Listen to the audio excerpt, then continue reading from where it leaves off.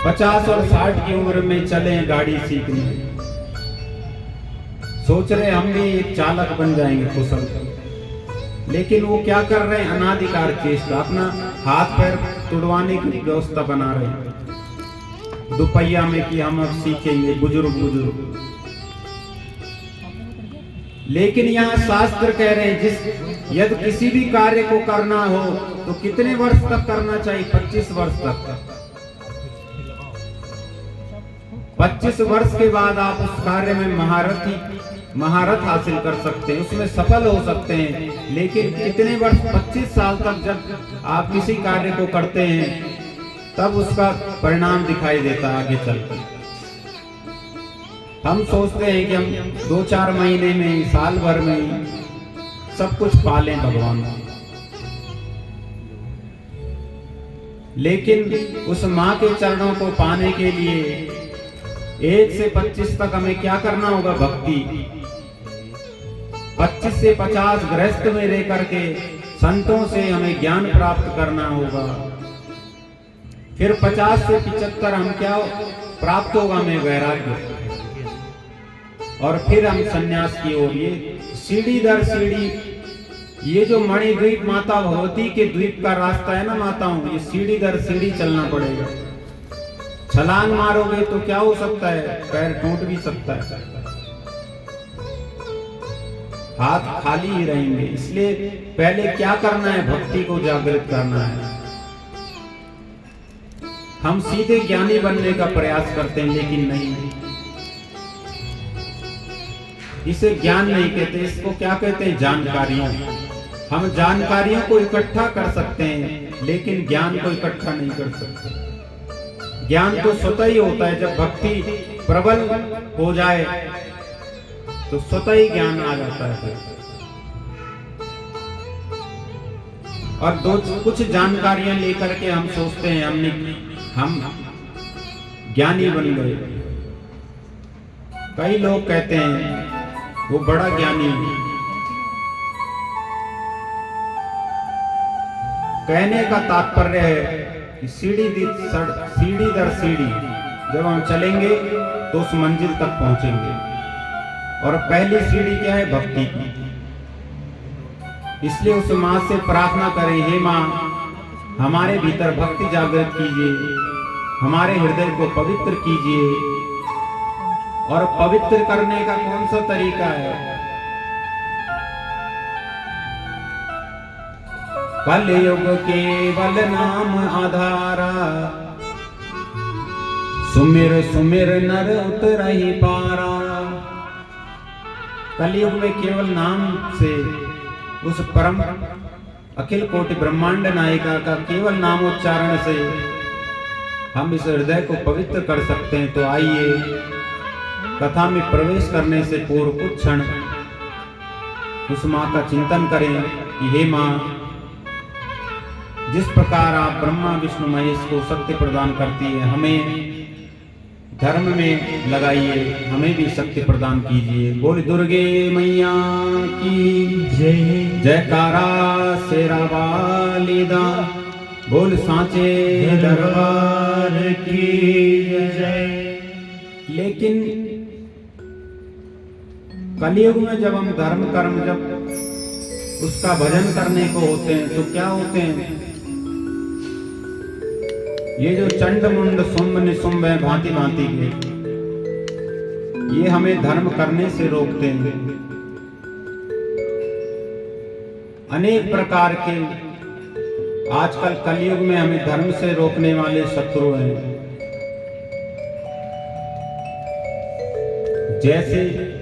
जैसे हमारी टीवी हो गई, हाँ कोई उसमें अच्छी चीज देख रहा है तो बहुत बढ़िया है, कोई कथा सुन रहा है तो बहुत अच्छी बात है। इसलिए ये सांसारिक जो संसाधन है, जो क्षण भर के, इनमें मन न लगा करके मोबाइल देखिए आप, इसने भी जीना हराम करके रखा है संसारियों पर। एक पल यदि मोबाइल किसी का छूट जाए तो ऐसे परेशान घूमेगा जैसे इसका सब कुछ लूट गया हो। ये क्या है? यही तो चंड मुंड शुंभ निशुंभ है जो हमें रोकते हैं बार बार। जब तक हम भजन में लगते तब तक या तो किसी का फोन आ जाए, किसी का मैसेज आ गया। क्यों? क्योंकि जो प्रारब्ध में जो पाप किए हमने, वो पाप उदय हो रहे हैं, वो हमें धर्म नहीं करने देते। और जो धर्मात्मा है वो तो आराम से मस्ती में, उसे कोई चिंता नहीं, कहीं मोबाइल पड़ा है, कहीं वो खुद मस्ती में भजन कर रहा है। इसलिए उस माँ से प्रार्थना की, हे माँ, जो हमारे किए हुए पाप हैं उनको नष्ट कीजिए, हमें हमारी बुद्धि आपकी कथा में लगे, आपके भजन में लगे, ऐसे हम पर कृपा कीजिए। बोल दुर्गे मैया की जयकारा, शेरा वाली का, बोल सांचे दरबार की जय। पार करेगी नैया भज दुर्गे मैया। एक ही है केवल जो आपको पार लगा सकती है, जो ब्रह्मा विष्णु महेश को भी पार लगा देती है। तो आइए हम उसका वंदन करेंगे। पार करेगी मैया भज दुर्गे मैया, पार करेगी मैया भज दुर्गे मैया, पार करेगी मैया भज दुर्गे मैया, पार करेगी मैया दुर्गे मैया, दुर्गे मैया, दुर्गे मैया, दुर्गे मैया, पार करेगी तेरी नैया भज दुर्गे मैया, पार करेगी नैया भज दुर्गे मैया। गाइए प्रेम भाव से, तालियों की सेवा करते हैं।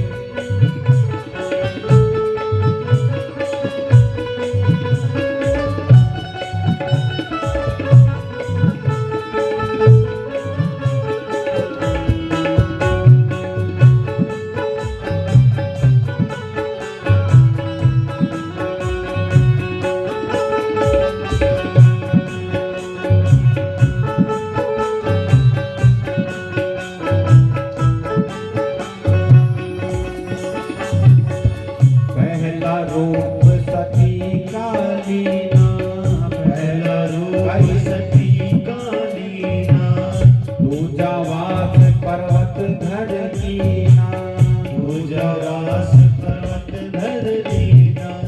पहला रूप सती कालीना, दूजा वास पर्वत धर की, पार्वती नाम धरैया भज दुर्गे मैया, पार्वती नाम धरैया भज दुर्गे मैया, पार करेगी तेरी नैया भज दुर्गे मैया, पार करेगी नैया भज दुर्गे मैया।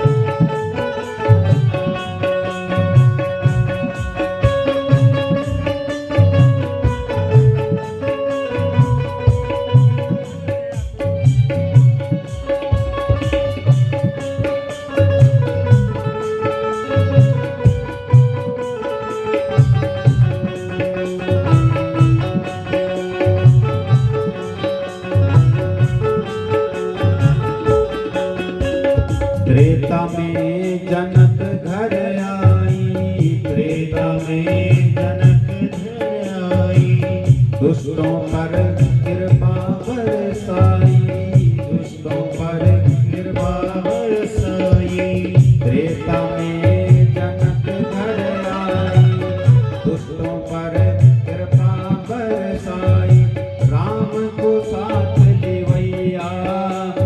दुर्गे मैया, राम को साथ दे मैया, भज दुर्गे मैया, पार करेगी तेरी नैया, भज दुर्गे मैया, पार करेगी मेरी नैया, भज दुर्गे मैया। हृदय भाव से तालियों की सेवा करते हुए हे मां, हमारी नैया को पार लगा देना।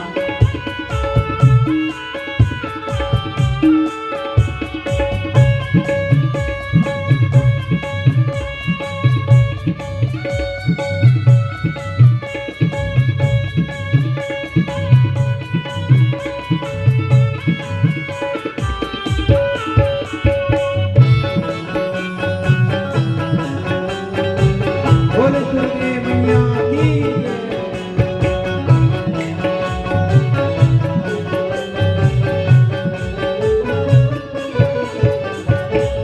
द्वापर में कृष भानु घर आई, द्वापर में कृष्ण भानु घर आई, वृंदावन की महिमा बताई, वृंदावन की महिमा बतलाई, द्वापर में वृष भानु घर आई, वृंदावन की महिमा बताई, राधा नाम धरैया, भज दुर्गे मैया, राधा धैर्या, भज दुर्गे मैया, पार करेगी तेरी नैया, भज दुर्गे मैया, पार करेगी तेरी नैया, भज दुर्गे मैया, पार करेगी तेरी नैया, भज दुर्गे मैया, पार करेगी तेरी नैया, भज दुर्गे मैया। दुर्गे मैया, दुर्गे मैया, दुर्गे मैया, दुर्गे मैया, दुर्गे मैया, दुर्गे मैया, दुर्गे मैया, दुर्गे मैया, पार करेगी तेरी नैया, भज दुर्गे मैया, पार करेगी तेरी नैया, भज दुर्गे मैया। दुर्गे मैया, दुर्गे मैया, दुर्गे मैया, दुर्गे मैया, दुर्गे मैया, अम्बे मैया, दुर्गे मैया, अम्बे मैया, पार करेगी तेरी नैया, भज दुर्गे मैया, पार करेगी तेरी नैया, भज दुर्गे मैया, पार करेगी तेरी नैया, भज दुर्गे मैया, पार करेगी तेरी नैया, भज दुर्गे मैया। जय मां, जय मां, जय मां, जय मां, जय मां, जय मां, जय मां, जय जय मां। मां, जय मां, जय मां,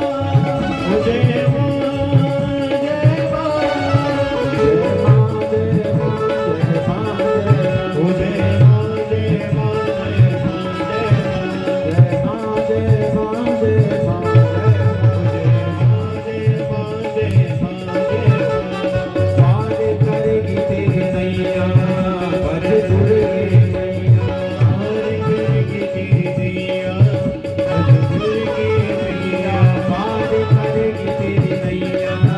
भज दुर्गे पार करेगी तेरी नैया, भज दुर्गे मैया। जयकारा तेरा वाली दान, भज दुर्गे मैया, बोल सांचे दरबार की, सचियां दोनों वाली माता तेरी सदा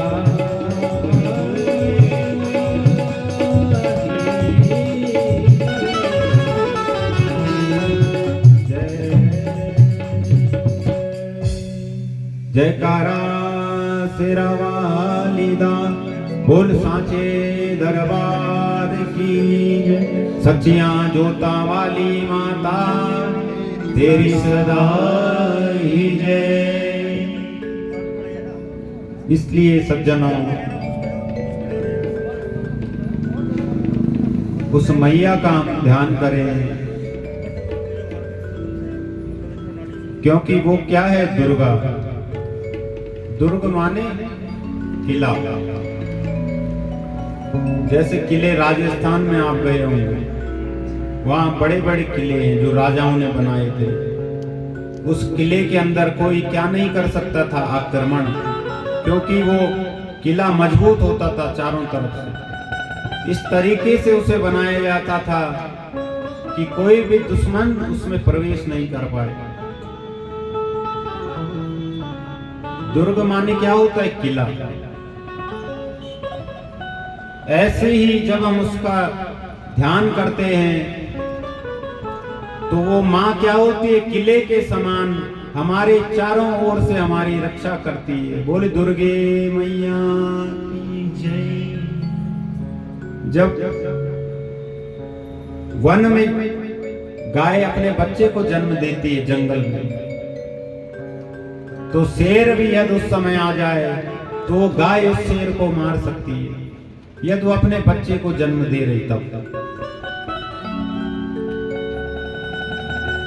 भले ही वो शेर अंततोगत्वा उस गाय को मार दे, लेकिन जब तक उसके प्राणों में प्राण रहेंगे, जब तक उसके शरीर में प्राण रहेंगे, तब तक वो माँ क्या करेगी? लड़ेगी उस शेर से, क्योंकि अपने बच्चे को जब तक जिंदा है खरोच नहीं आने दी। ऐसे ही उसका नाम क्या है? दुर्गा। वो किले की तरह चारों ओर से कहीं से भी हम पर क्या नहीं आएगा? संकट। इसलिए सज्जनों, उस दुर्गे मैया को क्या करना चाहिए? भजना चाहिए हमें। वही इस अंधकूप से हमें निकाल सकती है। इस अंधे कुएं में हम क्या है? गिराए गए कर्मों की गति के अनुसार। वो हमें इस संसार रूपी अंधकूप से निकाल सकती है,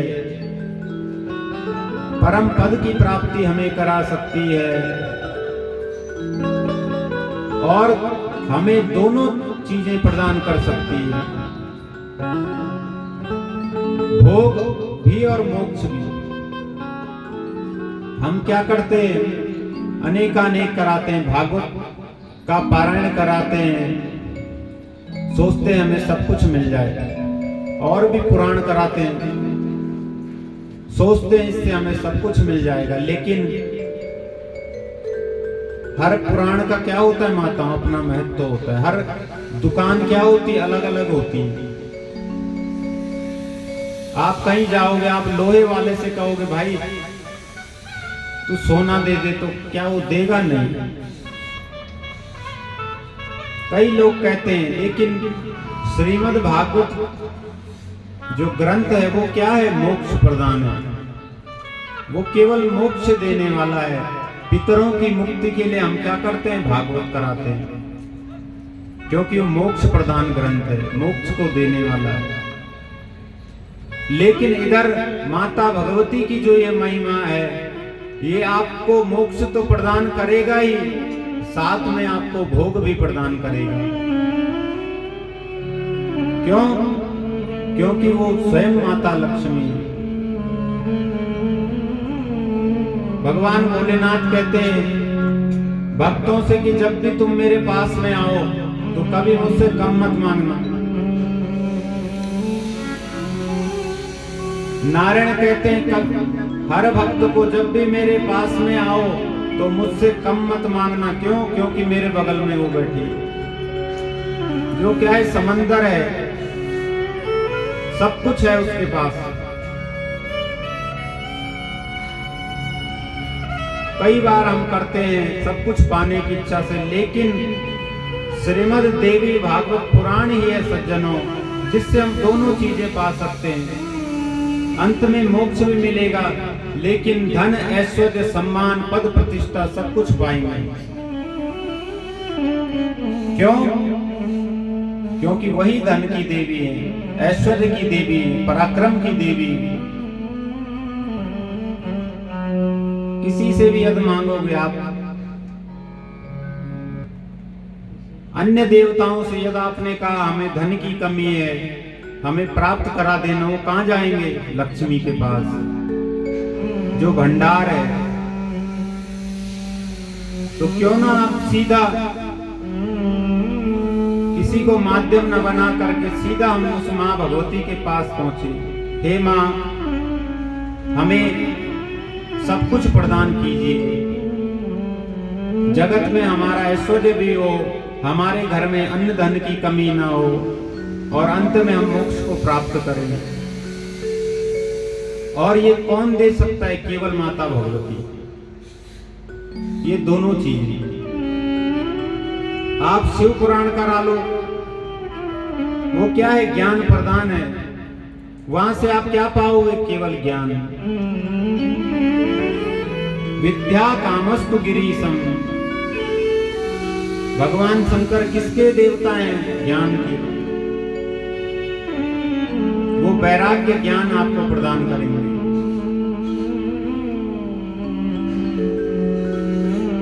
इसलिए अलग अलग ग्रंथों का, पुराणों का महत्व है। यदि आपको भोग भी चाहिए और मोक्ष भी, लेकिन वो मां भगवती हमें भोग प्रदान तो करेगी, लेकिन हमें उनका भोग कैसे करना है? योग पूर्वक। अति नहीं करनी किसी चीज की। ये संसार के सब पदार्थों को केवल भोग्या न समझ करके ये सोचना है कि ये भी मां भगवती, और जितने भी पदार्थ हैं वो क्या है? माता भगवती ही है। योग पूर्वक उनका भोग करना है हिसाब से। जैसे अगर हम 2-4 केले खाते हैं तो क्या होगा? सेहत बनेगी रोज। और आप 50 केले खाओगे एक ही दिन तो क्या होगा? तबीयत बिगड़ जाएगी। क्यों? क्योंकि अब हम भोग पे उतर आए हैं। योग तो वही है कि 2-4 केले खाए, दूध पिया, सेहत बन गई, भाई ठीक है। लेकिन जब भोग पे उतर आए तो सब खा लिए, क्या होगा? पेट खराब हो जाएगा, बीमारी हो जाएगी। इसलिए वो मां कहती है मैं आपको सब भोग प्रदान करूंगी, लेकिन उसे योग पूर्वक क्या करना है? भोग करना है। इसलिए उस मां से हम प्रार्थना करें, हे मां, क्योंकि संसार में हर चीज की आवश्यकता होती है जीवन जीने के लिए। हे मां, हमें वो सब प्रदान कीजिए और अपनी भक्ति प्रदान कीजिए, जिससे हम आपके चरणों में लगे रहे। बोले दुर्गे मैया की जय। इस प्रकार इधर सूत जी महाराज ऋषियों से बोले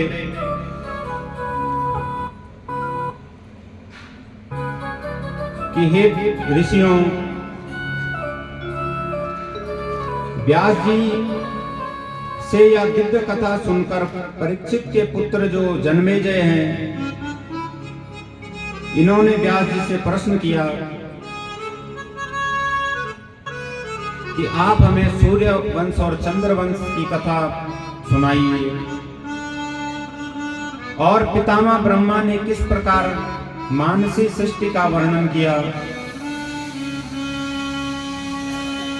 इधर व्यास जी कहते हैं अब मैं तुम्हें सूर्य वंश और चंद्र वंश का वर्णन करके सुनाऊंगा।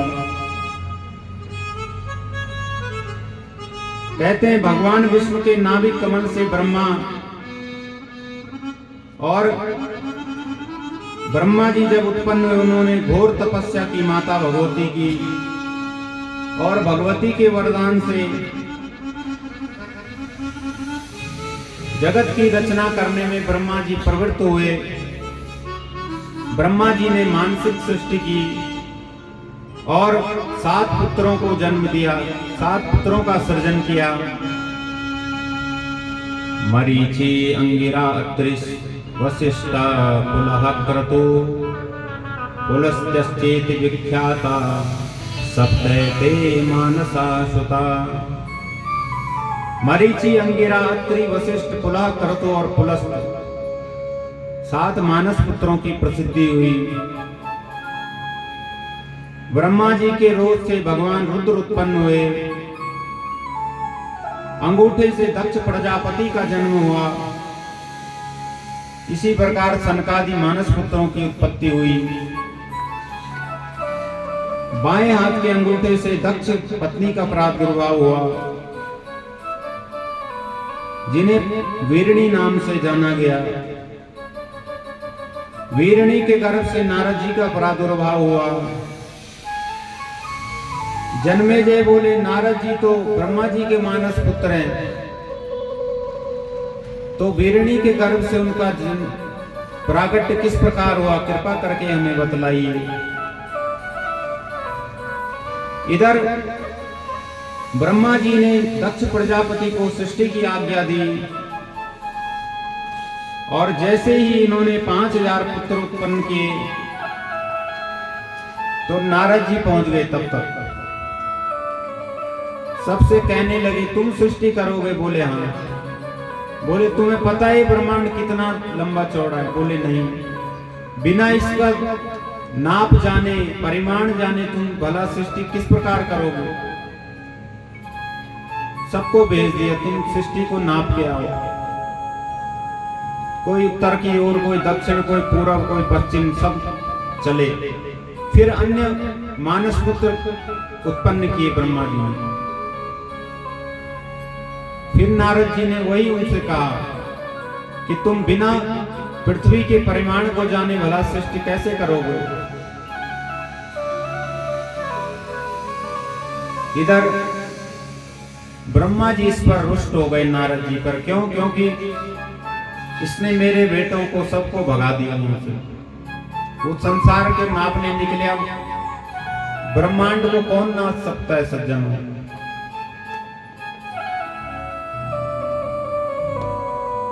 श्राप दे दिया नारद जी को, तुम गर्भ से उत्पन्न हो गए। तत्पश्चात नारद जी वीरणी के गर्भ से उत्पन्न हुए। इस प्रकार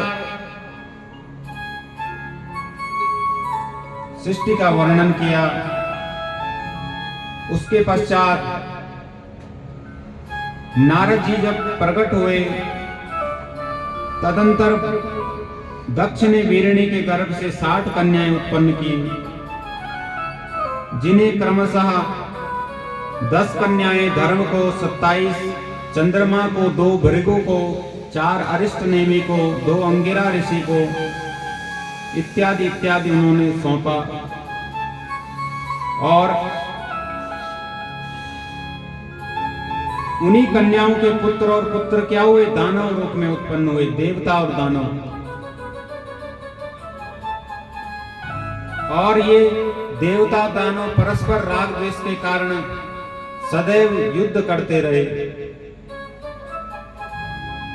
जन्मेजय कहते हैं, आप मुझे सूर्यवंश के धर्मज्ञ राजाओं के विषय में बतलाइए, क्योंकि सूर्यवंश और चंद्रवंश क्या है, बहुत बड़ा है।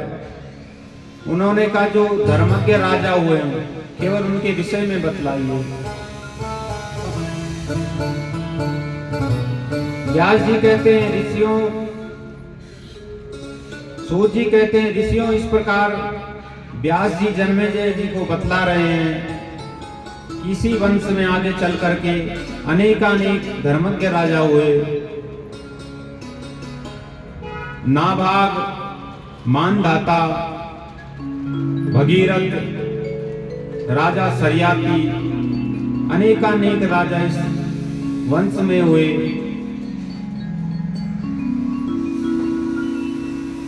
सरियाती नाम के जो राजा हुए, उनकी कन्या थी सुकन्या।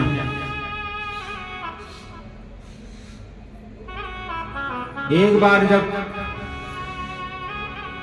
सब वन की ओर गए विचरण करने, तो वन में इसने सुकन्या ने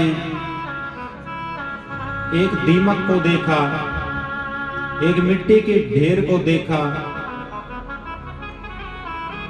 और उस मिट्टी के ढेर में दो चमकते हुए प्रकाश को देखा जुगनू की तरह। सोचने लगी ये कोई विचित्र वस्तु है। हाथ में कांटा लिया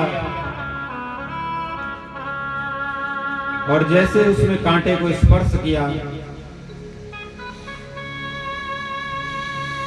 वहां पर एक ऋषि अपनी तपस्या में बैठे थे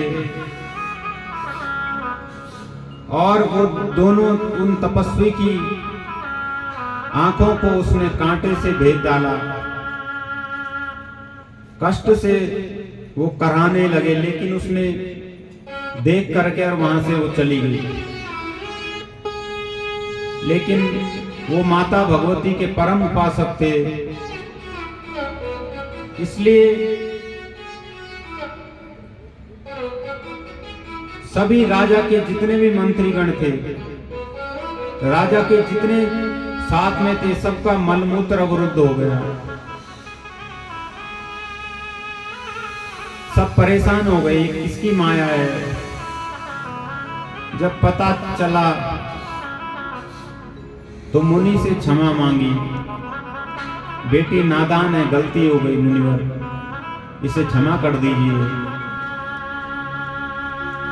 च्यवन मुनि बोले, मैं अंधा हूं और मैं माता भगवती की उपासना कर रहा हूं, इसलिए आप इसे मुझे सौंप दीजिए। क्यों? जब मैं पूजन करूंगा, ध्यान करूंगा, तो ये पूजन सामग्री लेकर के अनेकानेक प्रकार से मेरी सेवा करेगी।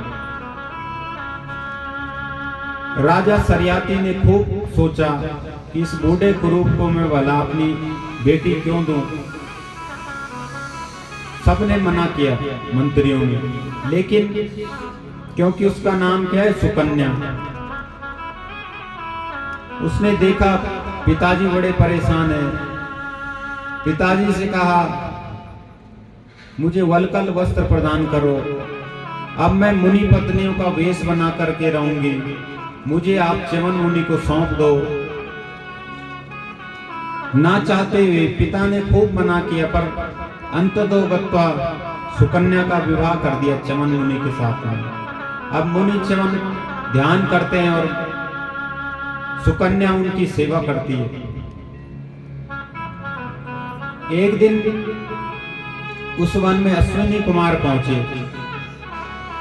सुकन्या को देखा, पूछ लिया, इस निर्जन वन में तुम क्या कर रही हो? उसने कहा, मैं राजा सरियाती की पुत्री हूं, च्यवन मुनि की पत्नी हूं और यहीं रहते हैं आश्रम में। अश्विनी कुमार बोले, तुम हमारा वर्ण कर लो, इस बूढ़े के साथ क्या करोगे तुम? ये बूढ़ा है और कुरूप है।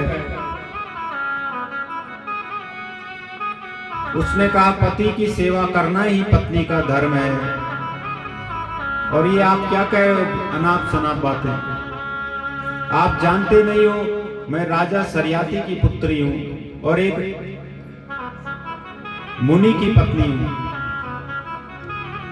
अश्विनी कुमार तो परीक्षा ले रहे थे उसकी, बड़े प्रसन्न हुए, बोले जो वरदान मांगना चाहो मांग लो। उसने कहा, मेरे पति क्या है, उनकी दोनों आंखें नहीं है, उन्हें आंखें प्रदान कर दीजिए, नेत्र प्रदान कर दीजिए। अश्विनी कुमारों ने च्यवन मुनि को सुंदर नेत्र प्रदान किए। सुंदर क्या बना दिया, उन्हें जवान बना दिया, नव यौवन संपन्न हो गए। बदले में च्यवन मुनि ने अश्विनी कुमार से कहा, अब मैं तुम्हें देवताओं के मध्य में भोजन कराऊंगा। क्यों? क्योंकि पहले के जमाने में जो वैद्य हुआ करते थे, उन्हें क्या किया जाता था, अलग, वो अलग भोजन करते थे, क्योंकि डॉक्टर है, इनसे कोई इधर उधर बीमारी ना फैल जाए। वैद्य को अलग भोजन कराया जाता है। लेकिन तब से लेकर के फिर अश्विनी कुमारों को च्यवन मुनि ने देवताओं के मध्य में राजा सरियाती के यज्ञ में इनको भोजन कराया। अश्विनी कुमार भी बड़े प्रसन्न हुए। इस प्रकार सुकन्या ने जीवन पर्यंत